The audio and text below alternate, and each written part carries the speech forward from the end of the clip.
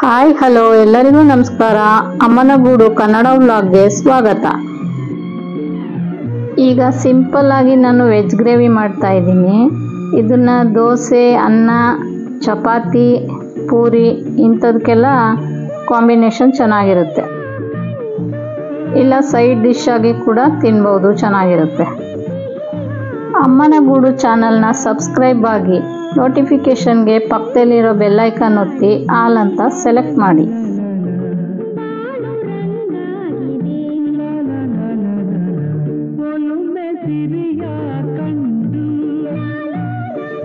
Stove ಮೇಲೆ ಬಾಣಲೆ ಇಟ್ಟು ಅದು ಕಾಯ್ದ ಮೇಲೆ 4 ರಿಂದ 5 ಸ್ಪೂನು ಎಣ್ಣೆ ಹಾಕೊಂಡಿದ್ದೀನಿ. ಅದಕ್ಕೆ ಜೀರಿಗೆ ಹಾಕಿ, ಆಮೇಲೆ ಈರುಳ್ಳಿ ಹಾಕಿ, ಸ್ವಲ್ಪ ಹಸಿ ಅರಿಶಿನ ಇತ್ತು ಅದನ್ನು ಕುಟ್ಬಿಟ್ಟು ಹಾಕಿದ್ದೀನಿ.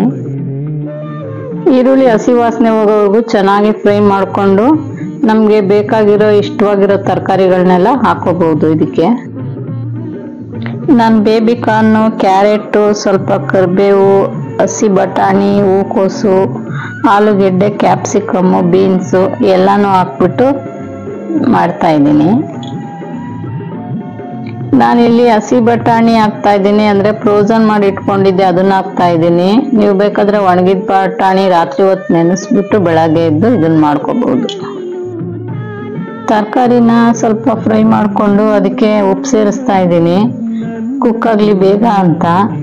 ಆಮೇಲೆ ಶುಂಠಿ ಬೆಳ್ಳುಳ್ಳಿ ಪೇಸ್ಟ್ ಸೇರಿಸ್ತಾ ಇದ್ದೀನಿ.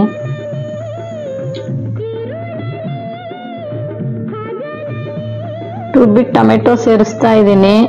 ಅದು ಮಿಕ್ಸಿ ಜಾರ್ಗೆ ಸ್ವಲ್ಪ ನೀರು ಸೇರಿಸ್ಬಿಟ್ಟು ಅದನ್ನು ಹಾಕಿ ಅದನ್ನು ಬೇಯಿಸ್ಬಿಟ್ಟು ಅದಕ್ಕೆ ಮಸಾಲೆ ಪುಡಿಗಳು ಹಾಕೋಬೇಕು. 2 ಸ್ಪೂನ್ ಧನಿಯಾ ಪುಡಿ ಹಾಕಿದ್ದೀನಿ, 1 ಸ್ಪೂನ್ ಖಾರದ ಚಿಲ್ಲಿ ಪುಡಿ ಹಾಕಿದ್ದೀನಿ, ಮತ್ತು ಗರಂ ಮಸಾಲ ಹಾಕಿದ್ದೀನಿ, ಜೀರಿಗೆ ಪೌಡ್ರು ಹಾಕಿದ್ದೀನಿ. ಬೇಕಾದರೆ ಸ್ವಲ್ಪ ಸಾಂಬಾರು ಪುಡಿ ಸೇರಿಸ್ಕೋಬಹುದು.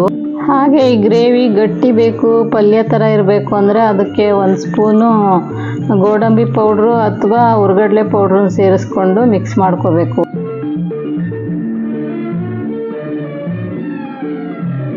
ನಾನಿಲ್ಲಿ ಚಪಾತಿ ಮಾಡೋಕೆ ರೆಡಿ ಮಾಡ್ಕೊತಾ ಇದ್ದೀನಿ. ಒಂದು ಮೂಲಂಗಿ ತೊಗೊಂಡು ಅದನ್ನು ತುರ್ಕೊಂಡು ಅದಕ್ಕೇನೆ ಗೋಧಿ ಹಿಟ್ಟು ಹಾಕೋತಾ ಇದ್ದೀನಿ. ಅದಕ್ಕೆ ಸ್ವಲ್ಪ ಉಪ್ಪು, ಎಣ್ಣೆ ಸೇರಿಸಿ ಹಿಟ್ಟನ್ನ ಚೆನ್ನಾಗಿ ನಾದ್ಕೋತಾ ಇದ್ದೀನಿ. ಅದನ್ನ 5 ನಿಮಿಷ ನೆನೆಯಕ್ಕೆ ಇಟ್ಟು ಆಮೇಲೆ ಚಪಾತಿ ಮಾಡ್ಕೋತಾ ಇದ್ದೀನಿ.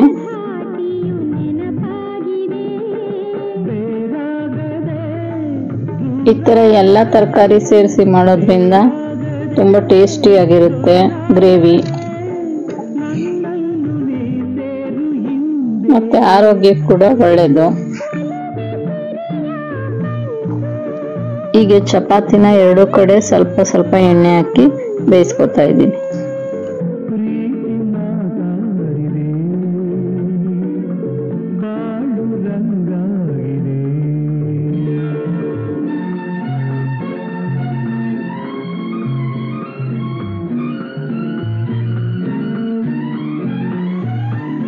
ಈಗ ಚಪಾತಿ ರೆಡಿ ಆಯ್ತು. ಈ ಗ್ರೇವಿ ಜೊತೆ ತಿನ್ನಕ್ಕೆ ಚೆನ್ನಾಗಿರುತ್ತೆ, ಮತ್ತೆ ಅನ್ನ ಕೂಡ ಇದರಲ್ಲಿ ಕಲಿಸ್ಕೊಂಡು ತಿನ್ಬೋದು, ಚೆನ್ನಾಗಿರುತ್ತೆ ಟೇಸ್ಟಿಯಾಗಿ. ಈ ವಿಡಿಯೋ ಇಷ್ಟ ಆದಲ್ಲಿ ಲೈಕ್ ಮಾಡಿ, ಶೇರ್ ಮಾಡಿ, ಸಬ್ಸ್ಕ್ರೈಬ್ ಮಾಡಿ, ಸಪೋರ್ಟ್ ಮಾಡಿ ನಮ್ಮನ್ನ. ಧನ್ಯವಾದಗಳು.